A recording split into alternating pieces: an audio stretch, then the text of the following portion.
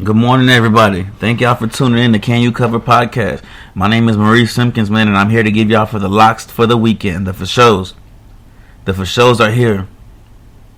Yesterday we opened up with Minnesota and Ohio State, and with also the rain delay at UCF when they went against Boise State. Shout out to UCF for covering the T spread I put out there at -3. I got love for Dylan Gabriel. They looked a little rusty at first, but it is the first week, first game. CJ Stroud also looked a little rusty as well, and you can't blame that. They had a year layoff with the fans, and just coming back, and everything. It's just an emotional time for everybody, especially with the fans being involved there. The first game I gotta get involved to, though. Shout out to Ruben Warres, though. That's my boy. He's kind of been on my ass about putting these picks out there, but he's a huge Texas fan, man. And this weekend we got Lafayette versus Texas, and this is a really, really good radar game for guys who like to take the points. I really, really like Lafayette in this game.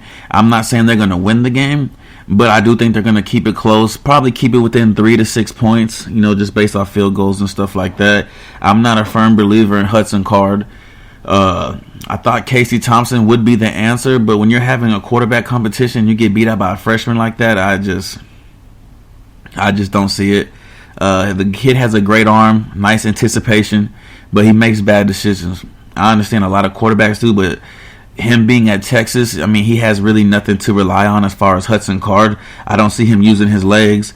I know they have B.J. Robinson over there, who I think will be a Heisman candidate if Texas succeeds this year, because wherever he goes, they go. And the kid's phenomenal. He's 6 foot 215. He's a beast. I do think he's a top 5 running back in college football this year. A lot of people, don't believe that, but we'll see. I think the true ultimate test for Texas to see where they're at as a team will when they go to Arkansas and they play at Arkansas. Depending on how good they do there, we'll see what happens during the season. But right now, I just don't see Texas coming out the Big 12. Everyone knows OU is probably the most complete team they had since 2008 when they had Gerald McCoy and them boys over there.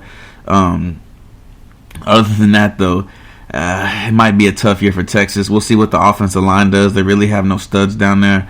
And like I said, I can't put a lot of faith in the freshman, especially let alone Hudson Card. So I'm going to have to go with the 9 points in Louisiana Lafayette on that one.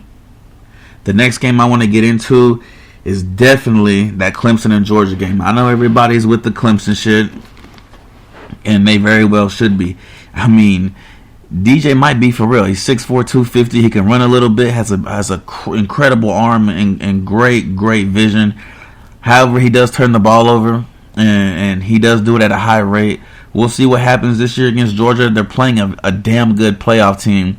The first game of the season, so I feel like the pressure's more on Georgia, though, because Clemson can afford to lose a game or two and still come out the ACC. I don't see nothing standing in their way, not even Miami. Georgia, on the other hand, they have to go through they have to go through an arm and a leg just to get to the playoffs. So even if they do lose a game, it could potentially be the ending of their season. As far as if Clemson loses once or twice, they'll be back in the ACC championship. I do like JT Daniels, but I also like DJ better. I don't see JT Daniels carrying Georgia. Now, the only way they do win is Zamir White has to have 3 touchdowns. If he has 3 touchdowns, Georgia wins. That means they controlled the game and kept the ball out of Clemson's hands, and I just don't see that happening. We'll see what happens, but I'm definitely going to take Clemson this game, only because I like DJ. And I know Justin Ross is back, and he could be the best receiver in college football right now as we're talking. Another game I like, too, that's really, really going to be a good game, might be the game of the week. It's definitely going to be Penn State and Wisconsin. I'm a huge fan of Sean Clifford. He's a great RPO quarterback, can run, can throw. And that team is very, very balanced.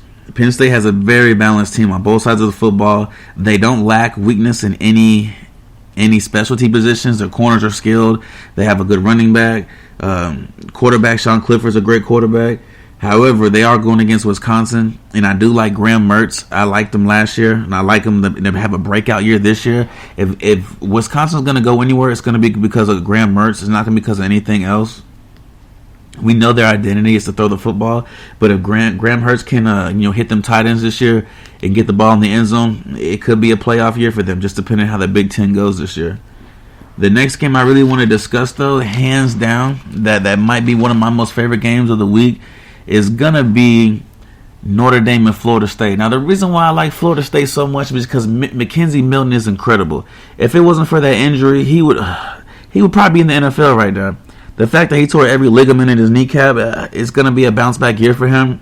I feel like he went to the right school, the smart school, where they constantly produce, good productive players. They do have 10 offensive starters returning, so I do give McKenzie Milton that hump.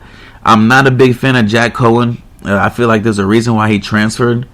The dude can't run. I mean, me knowing Notre Dame's system, they're very, very heavy on the RPO. And watching Ian Book and all those other quarterbacks before him, they like to run the football with the quarterback. And I don't see that happening with Jake Cohen. He struggled a lot at Wisconsin, and I was not a huge fan of him at all. I did not like him at Wisconsin, and I don't think Notre Dame's going to be good that year, this honestly.